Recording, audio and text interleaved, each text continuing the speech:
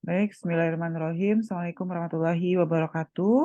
Kita lanjutkan hari ini dengan kuliah ketiga. Sebetulnya dengan saya itu artinya kita masih ada sekitar 2 kali pertemuan lagi gitu setelah hari ini. Karena kemarin tampaknya kuliah dosen pertama dan kedua berjalan terlambat sehingga eh, ini saya agak bingung juga gimana cara menghabiskan untuk 2 kali pertemuannya lagi. Tapi kita coba ya. Jadi untuk kuliah minggu lalu itu sudah saya laksanakan secara asinkron. Saya harap Bapak Ibu semua sudah menyimak video pembelajaran yang sudah saya sampaikan minggu lalu karena dari pertemuan pertama, kedua, ketiga, keempat sampai nanti kelima itu studi kasus itu semuanya nyambung kira-kira gitu. Jadi makin lama makin mengerucut sampai akhirnya harapan saya sebetulnya mahasiswa memahami bagaimana kenapa perusahaan itu perlu menyusun keuangan hijau. Jadi perlu menerapkan green finance seperti itu. Sebetulnya dari sisi saya ulangi kembali seperti yang saya sampaikan di kuliah pertama, sebetulnya dari sisi pelaporan pembukuan, artinya neraca, laba rugi, eh, eh, arus kas dan sebagainya itu semua sama gitu loh komponen-komponennya. Hanya bukan komponennya sama. Jadi sebetulnya dari sisi laporan keuangan cara menyusunnya sama, tetap akan ada penerimaan, tetap akan ada biaya ya, tetap akan ada laba, tetapi justru komponen-komponen penyusunnya yang berbeda. Jadi ketika kita sudah bicara green finance, maka produk-produk yang akan masuk itu tidak hanya sekedar produk biasa gitu, tapi dalam tanda kutip produk-produk yang sudah tidak lagi merusak lingkungan. Biaya-biaya yang masuk itu tidak hanya sekedar biaya-biaya produksi, tapi juga sudah biaya misalnya nih, biaya pengolahan limbah, kemudian mungkin kita perlu biaya pengembangan masyarakat sekitar yang terdampak dengan kita, yang awalnya sebetulnya ketika kita bicara perusahaan yang tidak berbasis pada green company, ya biaya-biaya seperti itu biasanya belum masuk. Jadi hari ini saya akan lanjutkan dengan pertemuan ketiga terkait dengan materi kita hari ini itu tentang bagaimana menerapkan manajemen keuangan hijau gitu ya. Jadi mohon maaf ya, itu yang kedua. Bagaimana konsep bisnis hijau kalau menerapkan keuangan hijau itu kuliah minggu lalu ya. Jadi hari ini kita akan bicara konsep green bisnisnya tuh seperti apa. Setelah minggu lalu kita sudah mulai masuk komponen-komponen apa saja yang bisa dipakai di tingkat negara untuk nanti bisa diteruskan diterapkan di tingkat perusahaan. Nah, hari ini kita sudah masuk dalam konsep green business. Materi kuliah hari ini juga sudah saya upload di ELE, jadi bagi yang sudah buka ELE itu sebetulnya materinya sudah bisa dicek ya, jadi sudah bisa di-download di ELE. Jadi ini materi kita hari ini terkait dengan bisnis hijau itu apa. Kenapa saya mau ini udah mulai masuk ke perusahaan sebetulnya, kenapa saya harus jelaskan dulu bisnis hijau gitu. Karena sebetulnya kita nggak akan bisa bikin green finance kalau bisnis kita itu nggak hijau, kira-kira gitu. Jadi green finance itu baru bisa dibuat gitu, jadi baru bisa dihitung gitu ketika bisnisnya memang bisnis-bisnis yang sifatnya green gitu. Tapi kalau saya mau bikin green finance nih pencatatannya, tapi ternyata dalam kegiatan aktivitas perusahaan tuh nggak ada yang green, ya percuma aja kita bikin green finance gitu karena ternyata kegiatan usahanya tidak green business seperti itu. Jadi hari ini saya akan coba berikan alternatif alternatif apa saja sih secara teori dan juga apa yang sudah eh, eh, dilakukan di riset-riset terdahulu terhadap berbagai alternatif yang terkait dengan konsep green business.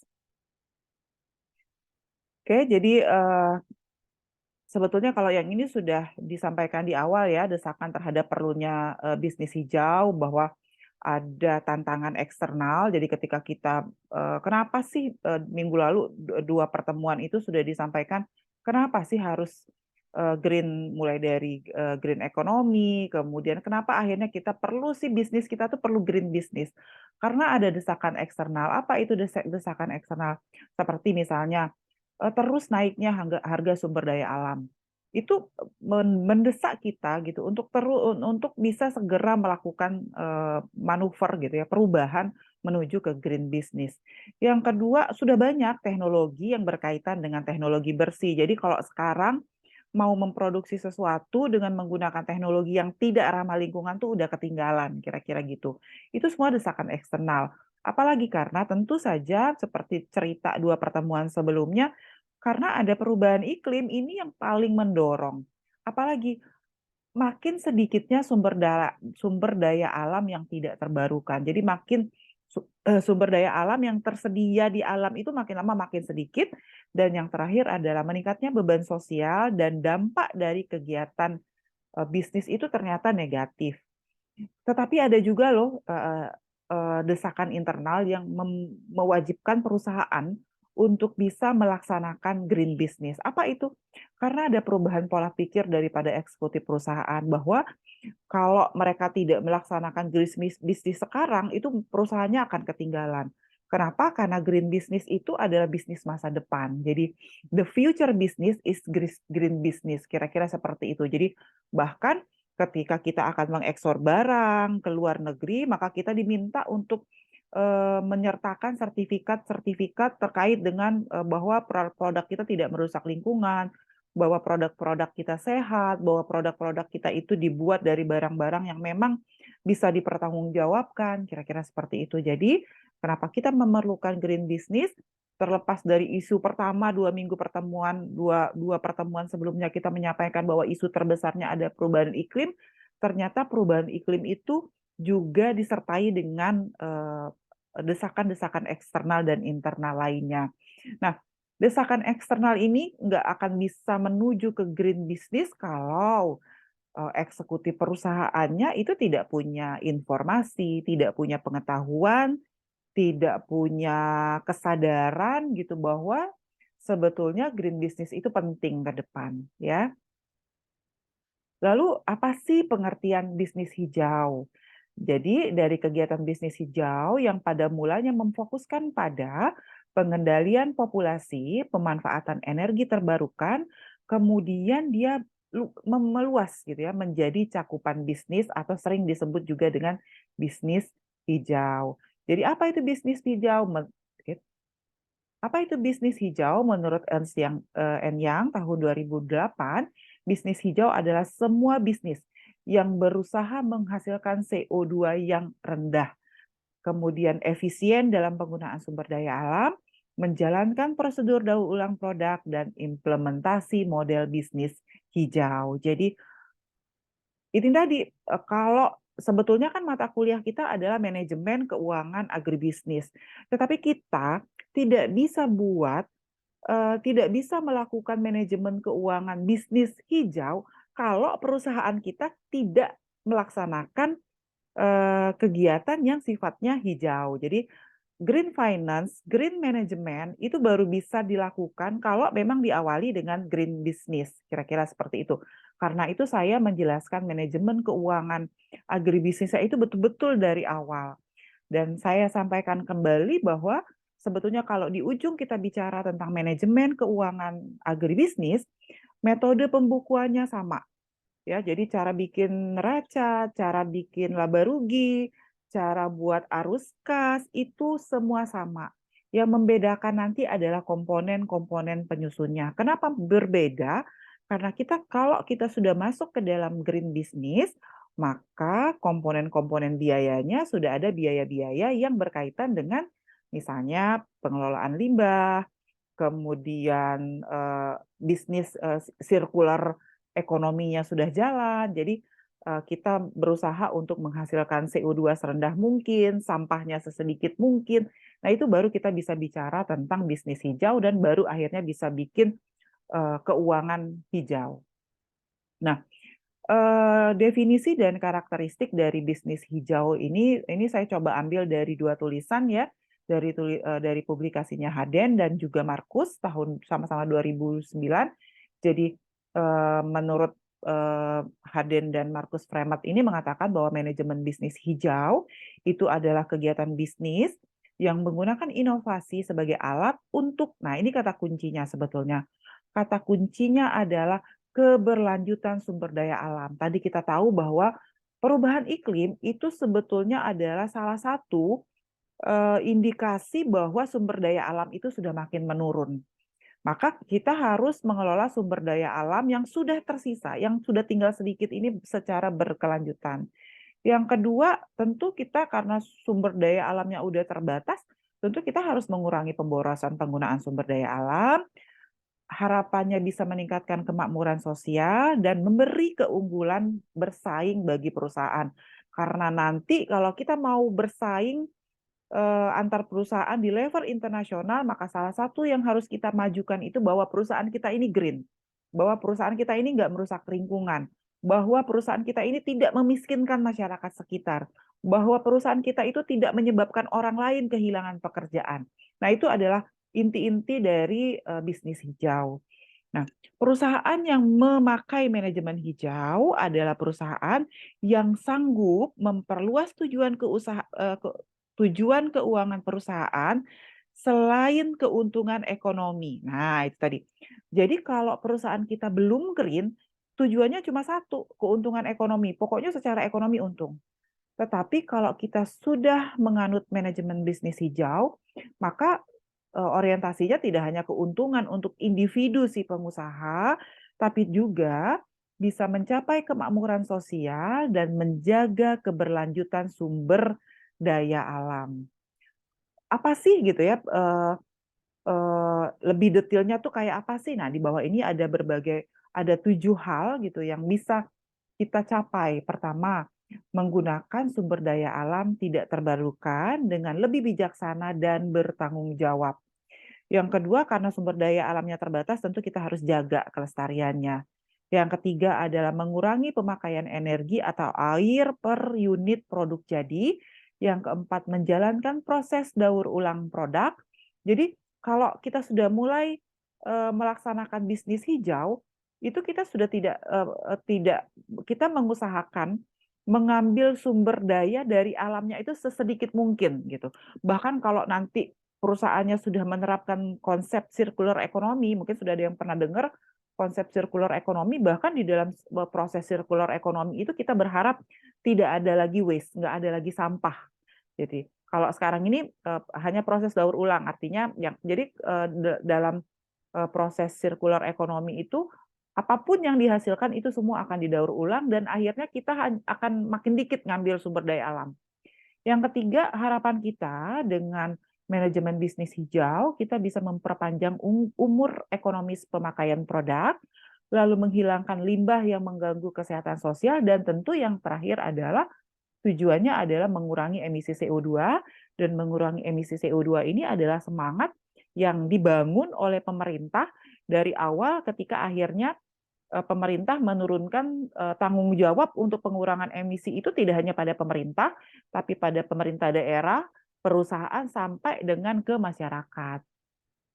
Ya, jadi tanggung jawab pengurangan emisi itu harus sampai ke bawah, sampai ke akar rumput, kira-kira gitu. Nah, apa sih karakteristik perusahaan gitu ya yang menerapkan green business ini?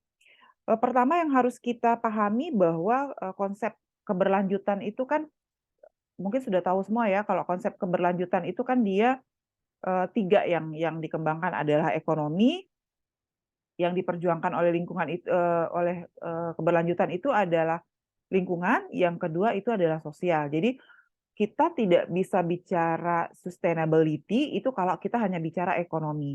Tetapi sustainability itu juga berkaitan dengan sosial, kemudian lingkungan.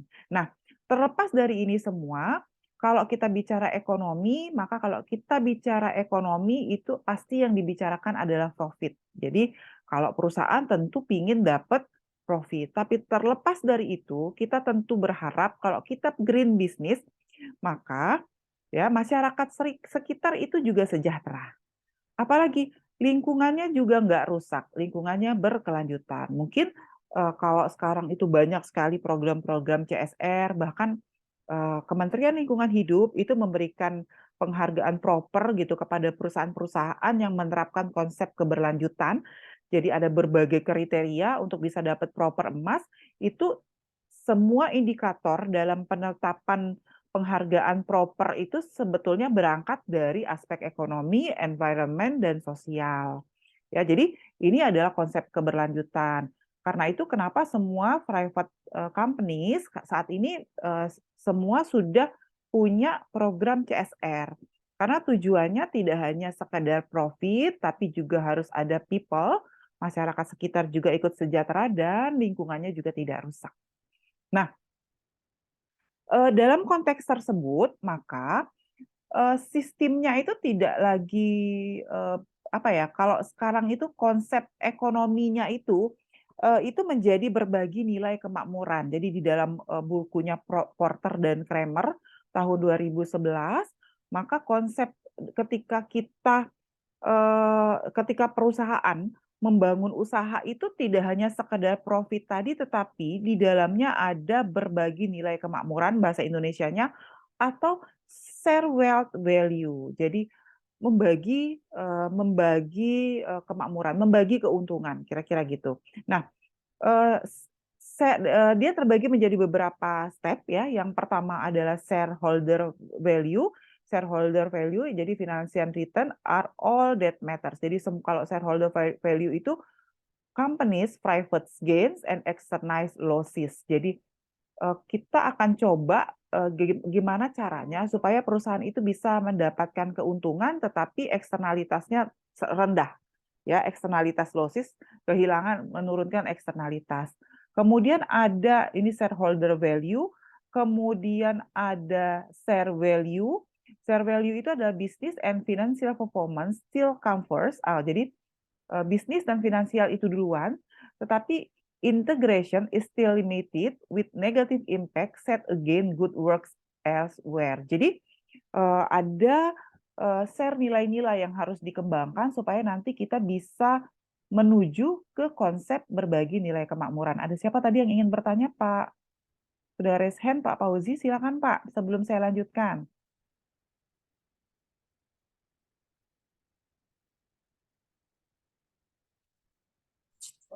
Ya, terima kasih. Ya, silakan, Pak. Ya, terima kasih Bu. Mumpung saya juga tidak lupa gitu kan, jelaskan berkaitan dengan CSR Bu ya khususnya ya. CSR. Nah, pertama yang saya ingin tanyakan, kira-kira apa sih yang membedakan antara nilai investasi green green apa namanya investasi hijau dengan CSR itu sendiri, sehingga kita bisa membedakan mana yang untuk CSR, mana yang untuk investasi perusahaan gitu. Kenapa? Yang sering saya alami bahwa perusahaan itu tidak bisa membedakan mana itu CSR, mana itu yang namanya green investasi. Kadangkala CSR-nya digunakan untuk investasi daripada untuk green investasi itu sendiri. Padahal CSR itu bisa digunakan untuk yang berkaitan dengan kemanfaatan sosial gitu. Nah, terus kedua berkaitan dengan ekonomis tadi Bu, bahwa setiap perusahaan memang akan menuju kepada nilai ekonomi yang tinggi gitu. Kadang banyak sekali Bu kalau kita bicara dengan green economy. Salah satu contoh apa namanya hotel katakanlah dalam Kepmen itu nomor 17 kalau tidak salah dijelaskan bahwa setiap unit usaha itu wajib hukumnya mengelola limbahnya tersendiri. Tapi kenyataannya mereka tidak mampu mengelola itu dengan alasan bahwa ini dengan nilai ekonomi yang sangat tinggi sehingga butuh investasi mesin, butuh lagi tenaga kerja dan lain sebagainya. Bahkan itu bukan menjadi sebuah kewajiban. Mereka menganggap bahwa sampah yang mereka hasilkan ya sudah kewajiban daripada kewajiban pemerintah. Nah, ya yang ketiga Bu, yang kira-kira menurut saya itu kan ini tidak tahu dari konsep yang ini bahwa di dalam kesempitan itu ada kesempatan. Apa yang menjadi kesempatan? Banyak sekali mafia-mafia lingkungan khususnya yang kadangkala bisa merubah kondisi peraturan yang ada menjadi berubah-ubah gitu. kadangkala perubahan-perubahan ini diakibatkan contoh saja limbah B3. Kalau saya bilang dulu ada yang namanya batas Valeas ya, bahwa dulu dikategorikan limbah B3, tapi sekarang sudah tidak lagi dikategorikan limbah B3. Nah ini sebenarnya menurut saya ini sebenarnya persaingan bisnis gitu. Persaingan bisnis siapa yang mengendalikan? Bisa jadi suatu saat limbah B3 fly ash bottom ash tadi akan kembali lagi menjadi limbah B3 gitu. Itu yang sering terjadi kira-kira. Terima Oke, kasih. baik, baik Pak ya. Oke. Jadi pertama gini, eh, terkait dengan apakah CSR itu termasuk salah satu green investment. Jadi sebetulnya ketika kita bicara green investment, tadi karena konsep keberlanjutan itu berangkat dari profit, people, dan planet, atau berangkat dari konsep ekonomi, sosial, dan environment, maka sebetulnya CSR itu adalah salah satu bagian dari green investment. Tetapi perusahaan bisa punya banyak alternatif green investment yang lain. Salah satunya adalah tidak hanya CSR, salah satunya adalah pengolahan limbah. Nah, terkait tadi, ketika dalam aplikasi ternyata perusahaan menggunakan dana CSR misalnya untuk pengolahan limbah, itu mungkin ada miss di perusahaannya, Pak. Jadi silahkan, artinya kan kita kan artinya ada persoalan kelembagaan di perusahaan tersebut. Jadi dan mungkin perlu diselesaikan dengan negosiasi, mungkin perlu diselesaikan dengan diskusi tripartit supaya perusahaan memahami bahwa green investment terkait pengolahan limbah itu berbeda dengan CSR. Itu yang pertama. Kemudian yang kedua, eh, Bapak tadi menyampaikan bahwa untuk yang kedua itu adalah bagaimana sih sebetulnya kalau perusahaan tidak mematuhi aturan terkait limbah tadi ya Pak ya, nomor 2-nya tadi ya. Oke. Nah, ini juga sama. Jadi, misalnya nih hotel, harusnya kami perguruan tinggi saja harus punya pengolahan limbah sendiri, Pak, gitu. Jadi, saat ini kalau dulu kami tidak punya pengolahan limbah, tapi saat ini dalam rangka menuju Green University, kami sudah membangun atau, menjalin kerjasama dengan perusahaan lain untuk mengolah limbah dan ini wajib gitu. Nah, tinggal apakah peraturan ini diterapkan atau tidak, itu kan soalnya ada di, manajemen kelembagaannya. Soalnya ada di moral hazard si pengelolanya, seperti itu, Pak. Jadi, kalau dalam konsep, pengolahan limbah itu adalah wajib gitu loh, Pak. Jadi nggak boleh tidak ada. Nah, itu juga yang jadi persoalan ketika misalnya tidak hanya sekedar hotel gitu, tapi juga ketika kita mau bangun usaha, kemudian kita diminta untuk bikin semacam, analisis kajian kelayakan usaha, itu seringkali dalam tanda kutip kajian terhadap, lingkungan, terhadap pengolahan limbah, itu dibuat ideal dulu di dalam kajian, tetapi ketika sudah jalan, dapat izin, ternyata tidak dilakukan. Nah, ini persoalannya bukan bukan, bukan di level kebijakan lagi, tapi di level aplikasi gitu. Jadi sehingga memang mungkin perlu ada betul-betul misalnya nih reward and punishment untuk perusahaan-perusahaan yang sudah, menerapkan dengan baik dan belum gitu. Sebetulnya sudah ada sih kalau menurut saya reward and punishment itu lewat lewat, proper ya. Artinya perusahaan-perusahaan yang tidak menaati proper kan tidak akan dapat, proper emas, kira-kira seperti itu.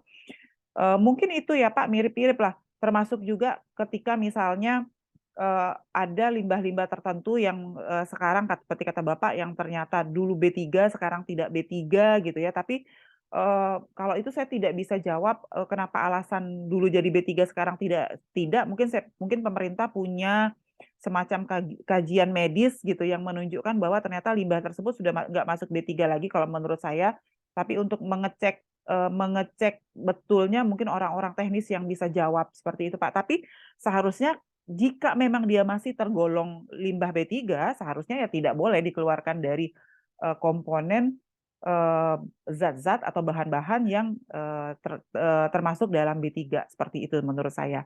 Mungkin saya lanjutin lagi, kuliahnya ya, Pak.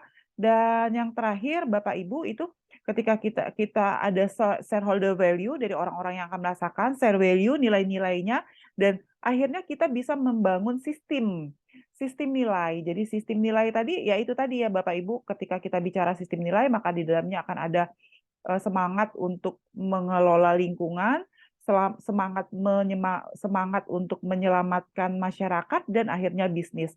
Jadi kalau irisan-irisan sebelumnya bisa dilihat di sini, kalau dia shareholder value ini yang dulu gitu ya. Misalnya kita bisnis, masyarakat, lingkungan jalan sendiri-sendiri, kemudian sudah ada share value, ketika share value itu sudah ada irisan tapi belum banyak, tetapi dengan konsep sistem value itu justru lingkungan itu akan menaungi masyarakat dan bisnis. Kira-kira gitu. Jadi yang dijelaskan oleh Porter dan Kramer itu sebetulnya adalah bagaimana sih sebetulnya bisnis itu berada di bawah environment and society. Jadi bukan justru bisnis sendiri, environment sendiri, kemudian society sendiri gitu. Ada yang mau tanya Bapak Ibu, silakan, ada lagi. Nah, bagaimana sih kita mau mensinkronisasi tujuan ekonomi, sosial, dan lingkungan? Jadi manajemen bisnis hijau itu bukan sekedar komitmen perusahaan terhadap kepeduliannya terhadap lingkungan dan sumber daya alam, tapi juga menghubungkan pemakaian sumber daya alam sebagai pengungkit daya saing perusahaan. Jadi kalau kita betul-betul mau green business, kalau yang selama ini berjalan, perusahaan itu sering berpikir yang penting peduli dengan lingkungan, yang penting tidak merusak sumber daya alam, tapi belum menjadikan sumber daya alam itu atau bisnis yang green tadi sebagai pengungkit supaya perusahaan itu menjadi lebih maju, lebih berkembang, lebih dapat untung dan sebagainya, seperti itu. Nah, kinerja keuangan manajemen hijau dipengaruhi oleh dua faktor, ini menurut Molina Azorin dan Glover Cortez, yang mengatakan bahwa dua faktor itu apa? Dipengaruhi oleh kegiatan dalam meningkatkan kemakmuran sosial dan menjaga keberlanjutan sumber daya alam. Jadi kalau yang ini yang untuk sosialnya dan yang ini adalah untuk environment-nya. Nah, beberapa bentuk hubungan antara keberlanjutan kemakmuran sosial dan keuangan bisnis hijau. Yang pertama adalah nanti ada hubungan positif linier antara keberlanjutan kemakmuran hijau dengan kinerja keuangan. Kemudian ada juga sih, kalau yang kita pingin kan yang atas ya positif. Tapi ada sih hubungan negatif antara keberlanjutan kemakmuran sosial dengan kinerja keuangan bisnis hijau. Nah ini yang dibahas oleh Pak Fauzi tadi sebetulnya, bahwa hotel-hotel tuh pada ngeles kira-kira gitu, bahwa kalau kami bikin pengolahan limbah sendiri, kinerja keuangan kami ambruk kira-kira gitu. Kami nggak bisa dapat untung kira-kira seperti itu. Nah itu berarti ada hubungan negatif. Nah, yang ketiga adalah tidak ada adanya hubungan tidak linier antara keberlanjutan kemakmuran dengan kinerja keuangan hijau. Yang ketiga, bentuk hubungan U antara keberlanjutan sosial dengan kinerja. Jadi kalau yang ini nggak ada hubungan, jadi yang satu naik, yang satu biasa-biasa baik. Walaupun misalnya perusahaan perusahaan bilang bahwa oh saya udah naik nih kinerja keuangan hijau, tapi kemakmuran masyarakatnya nggak ngaruh.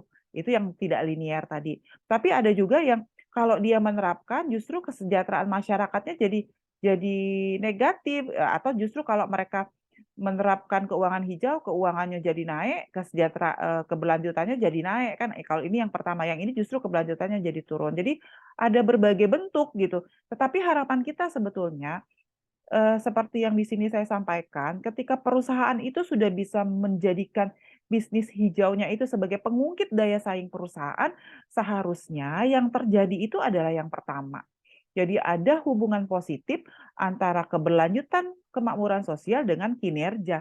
Jadi kinerjanya membaik, keberlanjutan sosialnya juga membaik. Harapannya seperti itu, walaupun di tengah perjalanan ada yang ternyata berbagai riset menurut Bremer dan Millington itu ada loh yang negatif, ada loh yang tidak linier, nggak ngaruh, ada loh yang bentuknya U. Kalau dia bentuknya U tuh berarti awalnya dia naik hubungannya, tapi kemudian turun dan akhirnya naik lagi, kira-kira gitu. Naik turun dia. Nah, Tadi disampaikan di awal bahwa ketika perusahaan ingin menerapkan keuangan hijau, itu kan ada faktor internal dan eksternal yang mendukung, kira-kira gitu. Nah, sekarang juga sama bahwa orientasi perusahaan terhadap sumber daya alam dapat fokus kepada internal atau eksternal saja. Internal itu misalnya nih nilai internal perusahaan, standar etik perilaku, dan komitmen pimpinan puncak perusahaan terhadap keberlanjutan sumber daya alam. Atau eksternal, perusahaan bisa menghubungkan ya, jadi menghubungkan orientasi perusahaan terhadap sumber daya alam dengan kepentingan para pemangku kepentingan perusahaan, kemudian diterjemahkan dalam strategi perusahaan. Nah, apa sih keuntungan pengaplikasian manajemen keuangan hijau bagi perusahaan? Mohon dipahami bahwa ketika perusahaan sudah mengaplikasikan manajemen keuangan hijau, berarti perusahaannya sudah green ya, berarti bisnisnya sudah green. Artinya kita nggak akan mungkin bikin manajemen keuangan hijau kalau perusahaan dari awal tidak mengelola kegiatannya dengan green. Jadi manajemen keuangan hijau itu hanya bisa di-create oleh green business.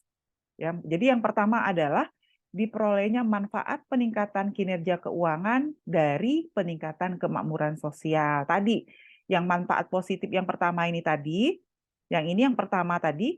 Jadi, ketika perusahaan itu bisa memakmurkan masyarakat sekitar, atau bisa membuat sumber daya alamnya lestari, itu kinerja keuangannya membaik. Kalau kinerja keuangannya membaik, justru dapat keuntungan. Nah, inilah diperolehnya manfaat peningkatan kinerja keuangan dari peningkatan kemakmuran. Yang kedua, manajemen bisnis hijau menyediakan peluang untuk mengurangi biaya dan meningkatkan penjualan. Jadi, ini saya sampaikan di sini ya, karena ada riset dari Ambek dan Loi ini yang dia meriset betul nggak sih, kalau tadi Pak Fauzi mengatakan bahwa hotel itu misalnya mereka nggak mau ngelola limbah gitu, karena nanti biaya limbahnya itu lebih besar daripada pendapatan tamu yang datang, kira-kira gitu. Tapi ada riset menurut Ambek dan Lo ini justru dia mengatakan bahwa kalau perusahaan itu fully menerapkan bisnis hijau, itu justru akan mengurangi biaya dan meningkatkan penjualan. Pengurangan biaya berkelanjutan dapat melalui, nah dari mana sih dia dapat pengurangan biaya? Manajemen risiko kepentingan para pemangku kepentingan perusahaan, efisiensi biaya energi, penurunan biaya modal, dan peningkatan produktivitas pegawai. Dari mana sih dia dapat kenaikan penjualan? Dapatnya dari kemudahan akses pasar pada produk pasar hijau. Kedua, keunggulan dari diferensiasi produk dan penjualan produk teknologi bersih.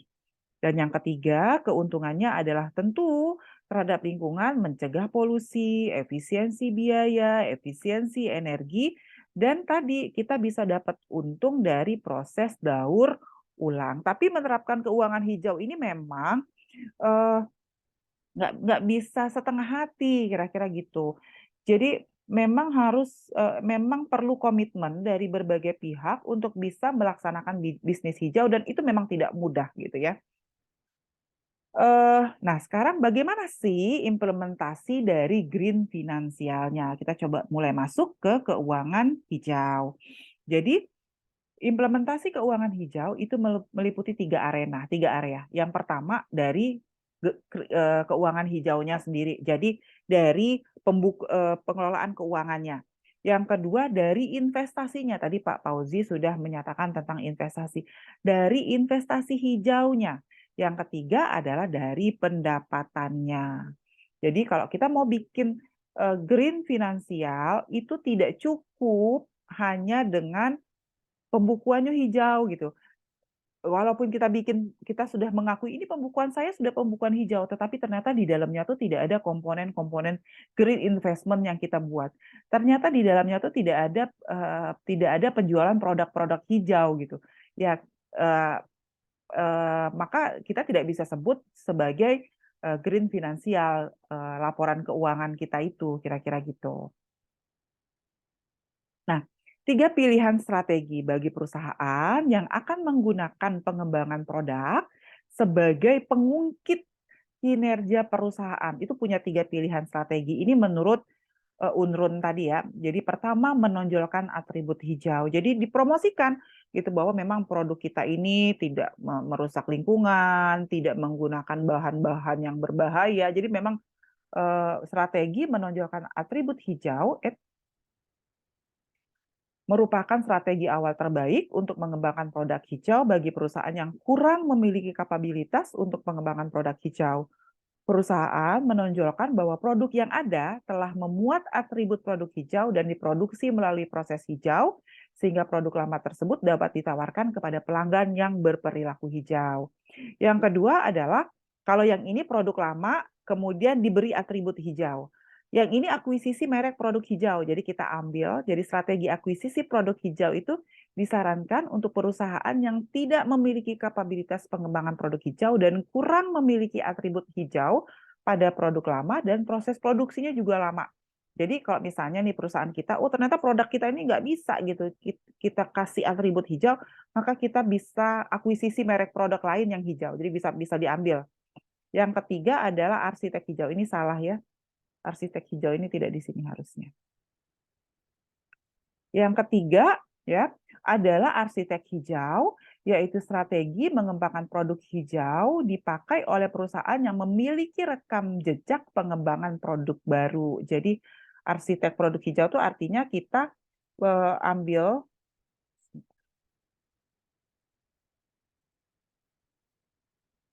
arsitek hijau itu adalah strategi mengembangkan produk hijau baru dipakai oleh perusahaan yang memiliki rekam jejak pengembangan produk baru.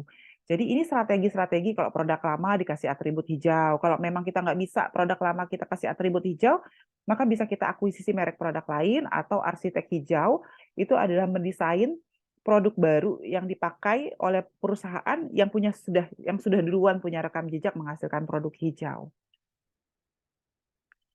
Lalu tadi intinya adalah share wealth value. Tadi saya sampaikan sebelum saya masuk, kita kembali ke share wealth value tadi. Maka kalau kita bicara keuangan hijau, saya kembali ke sini.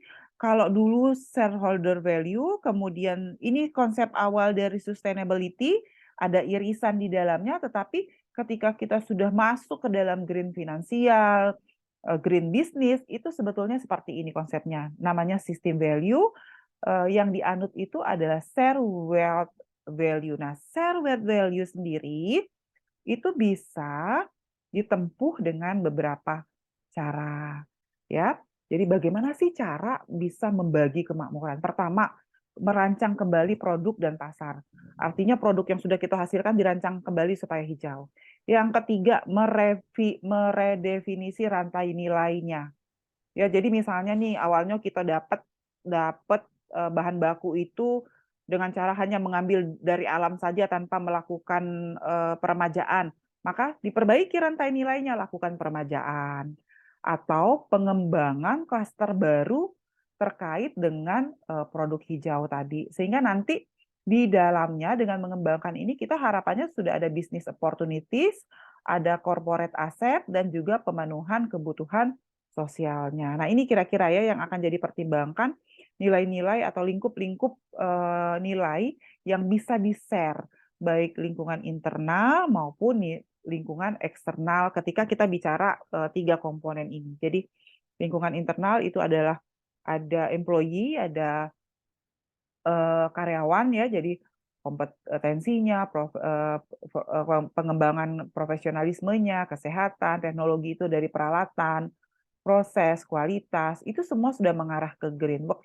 environment-nya juga, work safety-nya sudah diperhatikan, organizational culture-nya juga sudah green, dampak terhadap lingkungan, ya, penggunaan air, penggunaan energi, polusi, lalu ada manfaat ekonomi dan juga ada manfaat sosial. Jadi ada berbagai hal menurut Porter and Kramer yang bisa kita lakukan ketika kita ingin mengembangkan share wealth value tadi, berbagi nilai kemakmuran. Nah, share wealth value itu punya tiga komponen. Yang ini tadi ya, sebetulnya ini adalah penjelasan lebih lanjut dari yang tiga hal ini, merancang kembali produk dan pasar.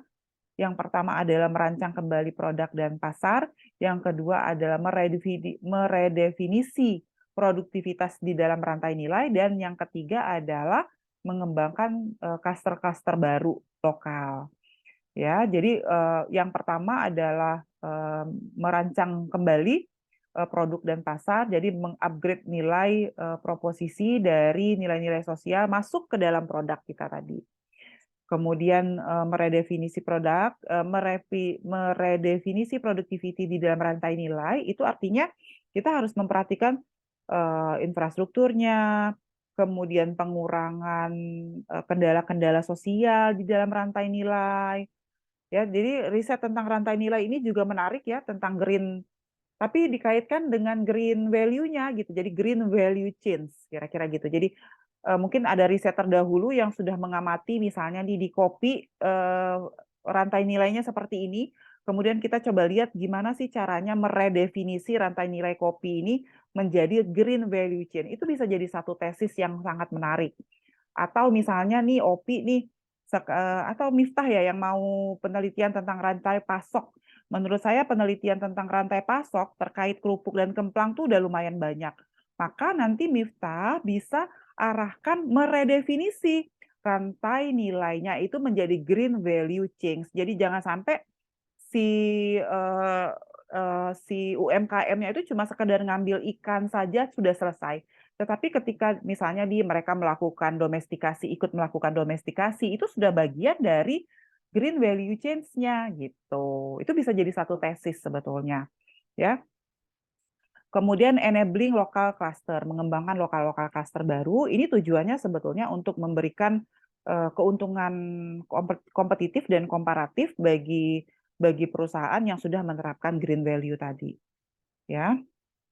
Nah, ini berbagai hal gitu ya, bagaimana merancang kembali produk. Ini yang penjelasan yang pertama sih, bagaimana kita bisa merancang kembali produk yang sudah ada itu supaya bisa green gitu. Maka kita bisa gunakan teknologi, pengetahuan dan teknologi, ada digital transformation, bisa circularity, bisa pakai bioekonomi, bisa bicara inclusiveness ya. Kita bicara detail kurva ini sebetulnya di mata kuliah apa namanya nilai tambah ekonomi lingkungan itu dibahas satu-satu. Kemudian kita juga bisa merancang kembali produk itu dengan memperbaiki sistem produksinya.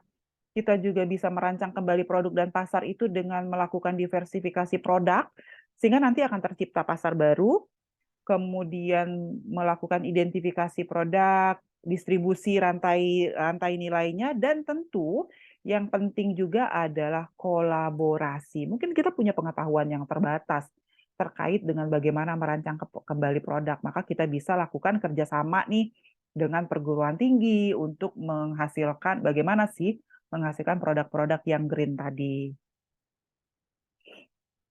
Yang kedua adalah meredefinisi rantai nilai. Rantai nilai itu apa sih? Rantai nilai itu ya mulai dari dia bahan baku, kemudian masuk proses produksi, masuk ke output, kemudian outputnya itu dipasarkan dan dijual, kemudian masuk ke jasa ya. Mungkin kalau ada yang outputnya diolah lagi, itu masuk ke service. Nah, aktivitas apa sih yang bisa kita ubah di dalam setiap bagian rantai pasok ini? Struktur perusahaannya bisa kita ubah, manajemen SDM-nya, teknologinya, pengadaan barangnya, pengadaan bahan baku itu bisa kita ubah di sepanjang rantai nilainya ini. Sehingga nanti tujuannya adalah dapat margin yang lebih tinggi. Jadi sehingga tadi kekhawatiran yang ditanyakan Pak Fauzi bahwa nanti rugi loh gitu. Maka ketika kita ingin menerapkan betul-betul green business dengan green value change analysis, maka seharusnya ketika kita sudah bisa mengamati secara baik seperti apa sih sebetulnya rantai nilai dari kerupuk kemplang itu, kita kan bisa dapat, oh ternyata seperti ini loh kalau mau dapat untung, kira-kira gitu. Lalu yang terakhir adalah pengembangan klaster-klaster baru. Klaster baru itu bukan berarti kita bikin hanya produk baru, tidak. Klaster baru itu maknanya banyak. Misalnya nih, klaster terkait pengetahuan. Ada yang pengetahuannya, ada jasanya, ada teknologinya, ada keterampilannya. Klaster kolaborasi itu nanti di dalamnya ada kemitraan misalnya, ada pertukaran informasi. Jadi ada banyak klaster yang kita bangun. Inclusiveness itu artinya kita memasukkan semua gitu ya, stakeholder yang mungkin terlibat di dalam kita mencapai green business tadi. Mungkin ada stakeholder yang terkait funding, kebijakan, penyusun kebijakan, komunikasi, tetap perlu. Gitu. Kita perlu komunikasikan, jadi mungkin kita perlu promosi, kita perlu sertifikasi label, itu semua ada di dalam komunikasi dan juga diversifikasi produk. Ya, demikian terkait apa yang harus kita lakukan ketika kita akan melaksanakan konsep green business. Silahkan jika ada yang ingin ditanyakan terkait materi kuliah hari ini, silahkan.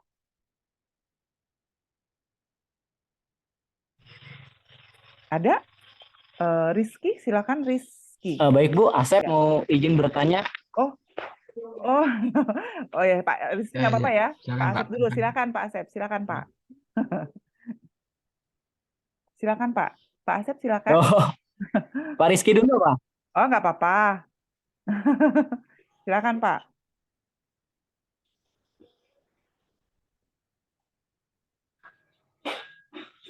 Monggo Pak Rizky dulu nggak apa-apa. Oh ya udah silakan Pak Rizky, silakan Pak Rizky. Ya, makasih Bapak. Jadi izinnya sedikit aja Bu. Jadi Ya. contoh perusahaan yang sudah menerapkan konsep hijau itu apa aja Bu, dan bagaimana mereka itu melaksanakan konsep hijau itu Bu? Apakah mereka melakukan kayak pengembangan atau mungkin melakukan kayak ibu tadi melakukan meredefinisi klaster tadi dan lain-lain, gimana Bu? Mungkin bisa Ibu bisa cerita kepada kami. Oke, baik.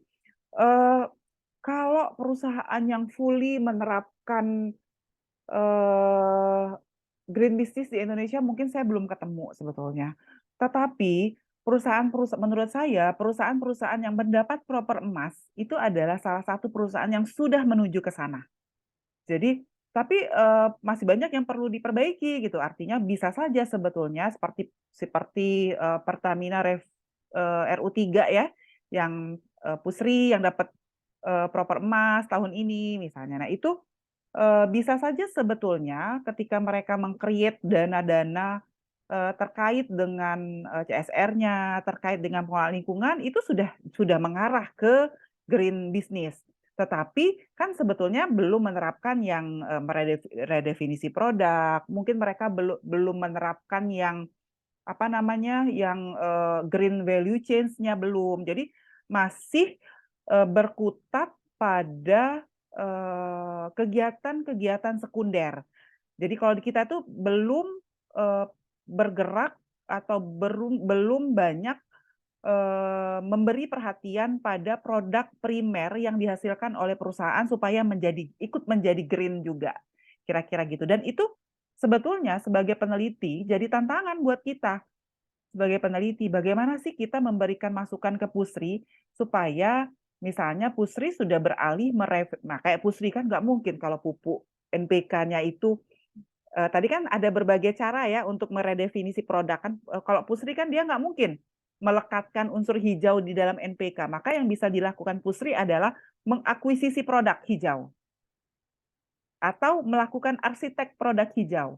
Jadi karena pupuk NPK yang dihasilkan oleh Pusri itu pasti labelnya non-organik. Dan ketika dia labelnya non-organik pasti tidak ramah lingkungan. Maka yang bisa dilakukan Pusri itu dalam konteks memulai green business adalah melakukan memperbaiki apa namanya mengakuisisi produk hijau atau mengarsitek produk hijaunya gitu, karena produk utamanya nggak bisa diapa-apain, kira-kira gitu. Tapi kan bisa jadi saran buat kita, bagaimana sih caranya supaya Pusri bisa melakukan menuju ke dalam green business, the real green business, kira-kira gitu. Gitu ya Rizky ya. Tapi kalau di luar tuh udah banyak sebetulnya. Jadi kalau di luar itu bahkan gimana ya ngomongnya? Bahkan kalau kita tinggal di komplek gitu ya, sistem pembuangan limbah di komplek itu misalnya nih MCK-nya itu sudah terpusat di satu tempat, sudah diolah kira-kira gitu, dan sudah bisa jadi gas kembali lagi untuk bisa dipakai masak. Itu di luar tuh sudah ada yang seperti itu, terutama di Finlandia itu sudah sangat circular ekonominya tuh udah betul-betul nol gitu. Jadi kalau kita bicara circular ekonomi itu adalah betul-betul zero waste, itu banyak kalau di Finlandia itu di Finlandia itu sudah banyak perusahaan-perusahaan yang bahkan betul-betul the real zero waste kira-kira gitu. Nggak betul-betul tidak ada sampah lagi kalau di luar. Tapi kalau di kita masih menuju ke sana. Tapi dengan berbagi pengetahuan seperti ini, kita tuh dapat pemahaman gitu bahwa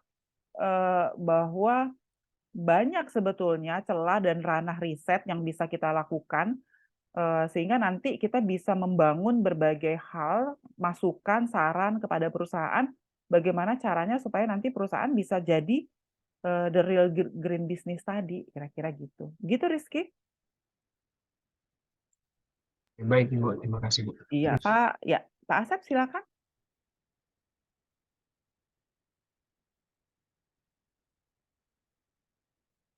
Pak Asep, silakan. Baik, izin Bu, sinyalnya kurang bagus, tapi Oh, suaranya terdengar ya? terdengar Pak, terdengar. Ya, baik. Izin bertanya kalau salah atau kurang tepat diarahkan semuanya. Misalnya Bu, kita ada beberapa perusahaan misalnya milik kita. Salah satu menerapkan konsep green hijau, tetapi ada beberapa perusahaan yang kita jalankan itu tidak mengaplikasikan itu. Bagaimana itu Bu? Seperti itu. Apa bisnis yang kita jalankan sudah menjalankan bisnis hijau atau tadi diakuisisi seperti itu? Atau gimana? Itu mohon penjelasannya. Kemudian tadi ketika perusahaan kita itu tidak menjalankan bisnis green hijau, tidak memungkinkan seperti itu, tetapi tadi seperti Pak Pauji, CSR kita itu memang dikelola dengan baik seperti itu. Apa itu dikatakan juga perusahaan yang sudah bisnis hijau, Bu? Mungkin cukup itu. Terima kasih. Baik. Gimana ya Pak? Saya sebetulnya ideally ketika kita bicara green business, semua sektor yang ada di perusahaan itu sudah green, ideally-nya seperti itu. Tetapi kan tentu untuk perusahaan yang dari awal mungkin tidak green, kemudian mau berubah jadi green kan perlu tahap nih, kira-kira gitu. Atau tadi saya sampaikan contoh salah satunya Pusri tadi. Pusri itu nggak mungkin nggak menghasilkan NPK, ureanya itu. Kenapa? Karena urea itu adalah produk utamanya dan jelas-jelas tidak green, kira-kira gitu. Nah, bagaimana caranya? Maka ya tadi, mungkin bisa mengakuisisi produk. Sekarang Pusri sudah mulai menghasilkan produk pupuk organik, kemudian tetap melakukan pembinaan lingkungan. Ya, bisa kita sebut sebagai bisnis hijau karena di dalam komponen perusahaannya sudah ada komponen biaya yang digunakan untuk hal-hal yang sifatnya green. Tapi belum 100% sebagai green business gitu, Pak. Tapi sudah bisa kita masukkan lah gitu. Gimana ya ngomongnya? Karena sudah ada komponen ya keuangannya sudah bisa masuk ke dalam green finance. Tetapi tentu harapan kita Pusri ke depan bisa lebih lebih inovatif gitu untuk menghasilkan produk-produk lain yang juga sifatnya green. Kira-kira gitu menurut saya, Pak. Tambahkan Bu sedikit. Ya, silakan Pak Fauzi. Ya, ini sangat menarik memang pembahasan masalah lingkungan ini. Tidak ada habis-habisnya memang. Jadi contoh tadi bahwa Pusri yang menghasilkan NPK. Memang betul bahwa produk yang dihasilkan itu adalah anorganik. Artinya bahwa kita katakan di sini bukan produknya, tapi menurut saya adalah di sini bagaimana prosesnya. Contoh salah satunya Pusri dalam pembakarannya menggunakan batu bara, maka dialihkan sekarang itu menggunakan yang ramah lingkungan seperti kayu, bekas-bekas sawit dan lain sebagainya. Mungkin berapa persennya itu mulai bertahap. Kedua, pengelolaannya tentang limbahnya. Jadi limbahnya yang selama ini bau, amonia segala macam bisa tersebar kemana-mana dengan adanya konsep green tadi, bahwa itu sudah dikelola dengan baik, bahkan airnya yang sudah netes ke masyarakat atau yang sudah netes ke sungai itu sudah bisa digunakan lagi oleh kita. Kalau dulu kan enggak. Dengan adanya amoniaknya itu mungkin airnya gatal-gatal dan lain sebagainya. Mungkin seperti itu, Bu. Kira-kira seperti itu. Saya cuma nambahkan aja, dan izin, Bu, ke saya udah 10 menit lagi mau dialog interaktif dengan dialog dengan TVRI, Bu. Mungkin saya lab duluan, Bu. Kira-kira seperti itu. Oke, Ya, terima baik, kasih, Bu. baik, baik. Saya mohon izin, jadi iya, jadi kalau terkait Pusri tadi, makanya saya bilang kalau Pusri tadi, Pusri kan nggak mungkin menghilangkan produk utamanya. Sebentar ya, ada Pak Yazid telepon, saya izin.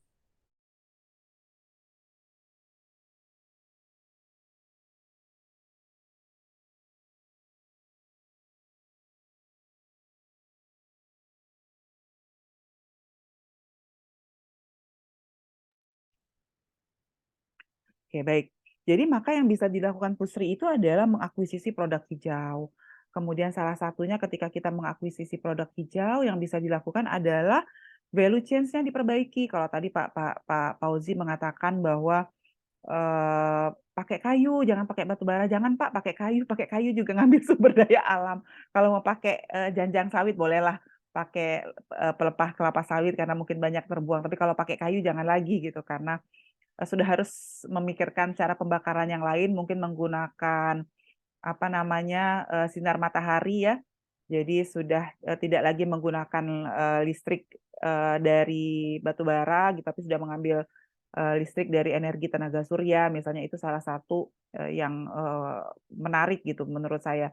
Jadi bolehlah kalau ada yang mau penelitian redefinisi atau redesign value chain PT Pusri bla bla bla, kalau mau itu kan menarik banget sebetulnya, banyak yang bisa dilakukan. Mbak Lufi Ana, silakan Bu. Masih speakernya masih mati. Assalamualaikum warahmatullahi wabarakatuh. Waalaikumsalam. Nah, izin Bu berbagi cerita Ya, silakan Bu. mengenai Green, perusahaan Green ya intinya ya Bu. Ya, Kemarin sempat kita dari Pali berkunjung ke Sinovac NTB, Nusa Tenggara Barat. Di situ ada penelitian Bu, pemanfaatan bahan limbah plastik, intinya bahan baku plastik di sekitar lingkungan itu untuk dijadikan sebagai sumber bahan bakar pengganti kita dari minyak gas bumi.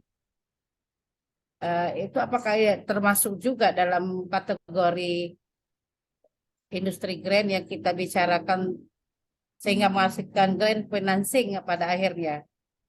Dan bahan baku yang dihasilkan, bahan baku diambil dari lingkungan sekitar, sehingga produk yang dihasilkan pun itu digunakan mereka sebagai bahan bakar untuk kendaraan bermotor, mesin operasional pertanian, yang lumayan Bu bisa memanfaatkan limbah lingkungan yang ada. Apakah itu termasuk dalam kategori yang dikatakan industri green? Ya, baik. Termasuk Ibu. Jadi mengolah limbah plastik, tapi hati-hati juga asal plastiknya memang betul-betul dapatnya dari waste gitu. Jadi itu sebetulnya adalah salah satu dari bagian dari waste management.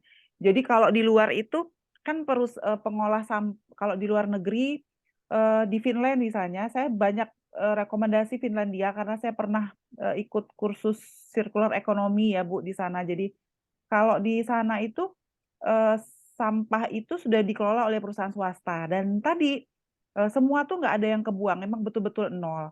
Nah sebetulnya teknologi untuk ngolah plastik menjadi bahan bakar itu ada sudah di Palembang gitu, tapi persoalannya adalah skala ekonomisnya.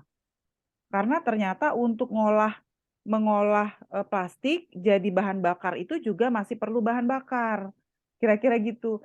Sehingga memang kalau memang akan mengembangkan dia betul-betul green value chain-nya jalan, maka mungkin perlu instalasi energi tenaga surya. Karena kalau yang di Palembang itu akhirnya tidak jalan karena ternyata untuk ngolahnya itu juga perlu bahan bakar gitu. Itu ada di TPA terpadu pengolahan sampah di daerah Sekojo situ loh, Bu. Itu ada di situ, mesin itu ada. Di sana juga sebetulnya tempat pengolahan sampah untuk daerah Sekojo, mungkin yang tinggal Sekojo sudah pernah sering lewat kali di situ ada juga instalasi energi solar cell-nya, tetapi belum banyak kira-kira gitu.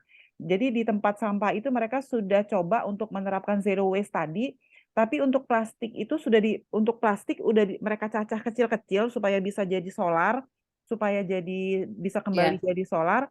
Nah, tapi ternyata sisi ekonomisnya yang bikin berat. Jadi kemarin itu idenya adalah menggunakan solar cell. Nah, tapi solar cell itu kan mahal juga sebetulnya untuk tempat pengolahan sampah terpadu milik pemerintah. Mungkin perlu hibah dari donor luar negeri untuk bisa bangun instalasi solar cell yang bisa nanti menggerakkan mesin mengolah plastik tadi menjadi bahan baku solar, kira-kira gitu. Ada kok Bu di Palembang sudah ada ininya. Oh ya, makasih Bu Ya, informasi. ya, sama-sama. Oke, ada lagi? Assalamualaikum. Waalaikumsalam. Silakan Bapak Ibu yang lain kalau ada yang ingin ditanyakan di Haidir, Pak Dimas Haidir, silakan. Baik, Assalamualaikum warahmatullahi wabarakatuh. Waalaikumsalam warahmatullahi wabarakatuh. Bu, izin bertanya, jadi Ya. kalau materi kemarin yang di YouTube itu kan salah satunya ada dibahas tentang carbon trading itu ya Bu ya? Betul.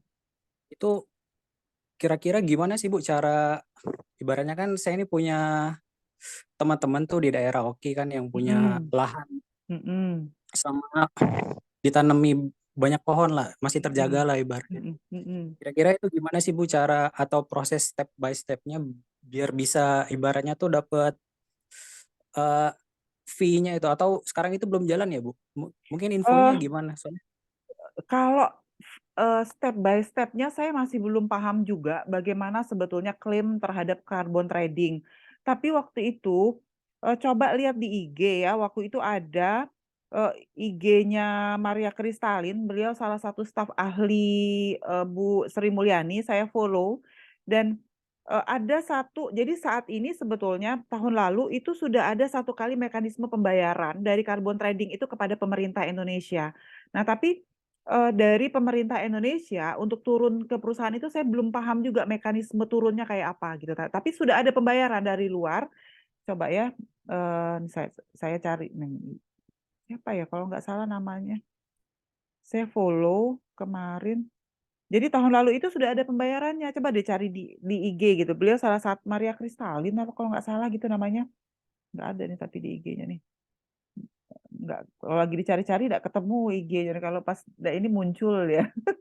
Nah ini nih Mas Sita Kristalin itu ada di postingannya itu salah satunya dia menghadiri mekanisme pembayaran dari carbon trading itu kepada pemerintah Indonesia gitu. Nah tetapi mekanisme ke bawahnya itu saya belum terlalu paham juga, jadi saya belum bisa jawab pertanyaannya Haidir. Mungkin gitu. Mungkin oke, harus baik Bu, terima kasih. mungkin tanya bisa mungkin gimana ya? Kementerian Lingkungan Hidup kali ya, atau Dinas Lingkungan Hidup dan Pertanahan Provinsi kayaknya sih ya. Kalau menurut saya untuk bisa tahu bagaimana mekanisme dari pemerintah itu bisa turun ke masyarakat. Nah ini nih, apa itu emission carbon trading. Jadi sudah ada pembayarannya, itu di-post di ini nih, 16 Maret. Coba deh di Masita Kristalin namanya. Di sana, nah ini dijelasin. Mas Sita Kristalin. Mas Yita kalau itunya. Kristalin. Oh, kok boleh? Kenapa? Oh, enggak Bu. Nanti cari di IG. Ada di IG. Karena saya follow IG-nya karena beliau salah satu staf ahli Menteri Keuangan dan cukup pinter gitu. Pinter banget, bukan cukup pinter. Oke, baik. Ada lagi yang mau bertanya? Silakan. Saya Bu. Ya, Mbak Reza silakan. Iya Bu, mengulas tentang materi yang minggu kemarin itu ada tentang green economy. Kenapa Betul. Bu setiap perusahaan di Indonesia ini, terkhusus di Sumatera Selatan itu masih banyak yang belum menerapkan green economy, Bu? Oke, jadi hati-hati. Pertama gini, kenapa belum banyak menerapkan green economy? Mungkin karena banyak yang belum paham green economy itu apa, gitu ya. Jangan-jangan di kelas ini saja gitu baru ngeh gitu ya tentang green economy itu setelah saya masuk di 2 pertemuan yang lalu gitu, bahwa kita sekarang sudah harus masuk ke green economy, kira-kira gitu. Karena Iya, memang nggak benar, banyak Bu. yang tahu. Termasuk juga maka itu Iya. makanya saya sampaikan mau pakai bahan kuliah saya yang di S1 gitu, yang ada di buku, atau mau saya kasih tambahan gitu, karena gitu. Kalau yang di S1 tuh cukup baca di buku aja karena sudah ada di buku saya dan Bu Livi itu sudah lumayan jelas. Tapi kalau yang ini menurut saya justru lebih baru, dan kalau mau dapat info lebih banyak nanti bisa ambil mata kuliah pilihan nilai tambah ekonomi lingkungan. Itu kita akan belajar lebih detail lagi tentang bagaimana bagaimana perusahaan itu bisa memiliki berbagai perusahaan agribisnis ya, karena kita bicara perusahaan agribisnis, bagaimana perusahaan agribisnis itu punya berbagai opsi untuk menghasilkan produk-produk yang green gitu. Pilihan nilai tambah produknya tuh apa saja. Nah, kira-kira gitu kalau di mata kuliah itu. Jadi karena kita banyak nggak paham. Bolehlah nanti kalau ada yang mau misalnya riset tesis, pengen tahu apa sih persepsi petani terhadap green economy. Itu boleh, itu bisa jadi satu riset. Apa sih persepsi petani, padi, kelapa sawit, karet, nanti bisa dibagi berbagai komoditi, ininya tesisnya, baru nanti bisa tahu, oh ternyata nggak punya loh pengetahuan tentang green economy gitu, boro-boro mau melaksanakan produksi green, pengetahuannya aja nggak tahu, kira-kira gitu, Mbak. Gitu ya. Izin, Bu. Ya, silakan Bu. Ya, Mbak Lufiana, silakan. Ini Bu, terima kasih atas ilmunya. Karena kita ketahui selama ini taunya ada green industry, Bu. Enggak sampai berpikir kalau apa yang terjadi dari proses green itu dari mulai bahan, proses, maupun waste-nya, limbahnya, itu ternyata berpengaruh pada financing akhirnya. Dan nilai produk yang dihasilkan memiliki nilai tinggi dibandingkan industri yang non-green. Alhamdulillah dapat tahu ada istilah green financing. Taunya financing aja Bu selama ini. Iya. Terima kasih Bu Desi. Assalamualaikum warahmatullahi wabarakatuh. Waalaikumsalam warahmatullahi wabarakatuh. Baik. Jadi iya, di kita itu kita tidak punya banyak pengetahuan tentang bagaimana sebetulnya green economy itu muncul dari konsep sustainability ya. Itu di mana ya belajarnya? Jadi harusnya kita mulainya dari konsep sustainability. Dari sustainability itulah muncul yang disebut dengan green economy, kira-kira gitu. Jadi dari green economy itulah maka nanti muncul berbagai hal. Kalau sustainability itu kan environment, sosial dan ekonomi. Tapi kalau green economy itu pemerataan apa gitu ya, lupa saya. Ada berbagai konsep juga yang kemudian turun di dalam green economy-nya gitu. Bahkan kalau sekarang misalnya nih kan nggak tahu ada yang ngambil manajemen produksi ya. Kalau semester lalu tuh saya semester ini nggak masuk. Semester lalu saya ngajar manajemen produksi pangan dan horti gitu ya. Karena kalau semester lalu itu manajemen produksi pangan dan horti itu kan yang mengajar tidak hanya orang teknis tapi juga orang sosek, karena mau bicara manajemennya sebetulnya. Tapi kalau semester ini kayaknya orang soseknya nggak ada lagi gitu. Jadi memang betul-betul teknis kayaknya manajemen produksi pangan itu. Nah, kalau di situ sebetulnya kalau di manajemen produksi pangan itu sekarang kan di Dinas Ketahanan Pangan itu ada apa namanya tuh yang itu loh, yang sertifikasi prima, yang ketika si petani menghasilkan produk itu memang betul-betul harus ramah lingkungan. Nah, itu sudah bagian dari green product si petani gitu. Nah, itu juga bisa diteliti sebetulnya. Apa sih, coba bandingin antara petani yang melakukan produksi dengan menghasilkan sertifikat prima, dengan yang nggak pakai itu sebetulnya biaya sebetulnya mana sih yang dapat untung lebih besar, kan bisa kita hitung sederhana sebetulnya gitu. Nanti Pakai bisa prima. iya, Pakai jadi prima, Bu. iya, ada yang pakai prima, kan ada yang petani mungkin yang belum menerapkan prima. Nah, itu ada nggak efeknya terhadap biaya petani? Ada nggak lebih untung nggak petani itu setelah dapat sertifikat prima misalnya gitu. Nanti ada bisa bandingin berbagai produk, ado kentang, ado jeruk, itu bisa jadi satu riset besar. Jadi banyak sebetulnya celah-celah riset yang bisa kita kembangkan itu. Jadi kita buktiin loh bahwa ini loh petani yang udah nerapin green production itu dan menghasilkan green product itu ternyata dapat untungnya lebih besar. Harapan kita kan seperti itu sebetulnya. Kenapa? Karena ketika dia sudah green, dia pasarnya nggak ecek-ecek kan gitu. Pasarnya sudah stabil, harga produknya jadi lebih mahal. Nah, tinggal yang perlu dilakukan adalah manajemen supaya berkelanjutan sertifikat primanya gitu. Nggak di awal-awal aja. Ada lagi yang mau tanya, silahkan. Ada?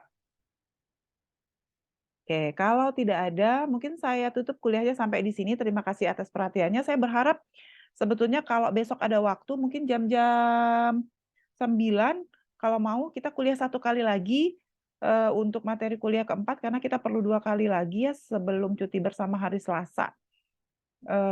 Kalau nanti bisa, tolong Opi kabari saya, apakah besok jam 9 itu kita bisa kuliah masuk 1 kali lagi untuk untuk nambah perkuliahan, untuk ngejar kalau bisa sebelum Lebaran kita sudah selesai materi.